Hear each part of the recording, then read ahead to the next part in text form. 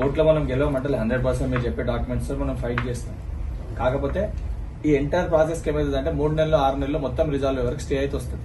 అంటే గతంలో మీరు గ్రూప్ 1 ఎగ్జామ్ బయోమెట్రిక్ విషయంలో మీరే చూసారు.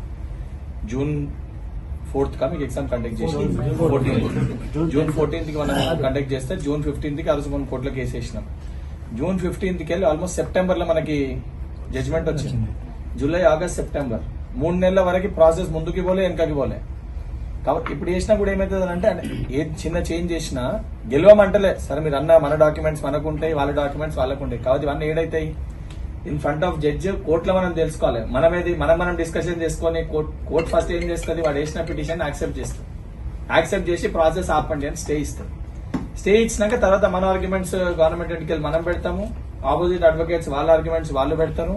అండ్ కోర్టులో ఎంత టైం పడుతుంది అనేది నాకంటే స్పష్టంగా మీకు కూడా దానిపైన అవగాహన ఉంది. సార్ మీరు చెప్పిన డాక్యుమెంట్స్, మీరు evidences, supreme court judgements, state government judgements, మన ఫేవర్లో ఉన్న జడ్జిమెంట్స్ మనం చూపిస్తాము, అవతల వర్షన్ వాళ్ళ ఫేవర్లో ఉన్న జడ్జిమెంట్స్ వాళ్ళు చూపిస్తారు.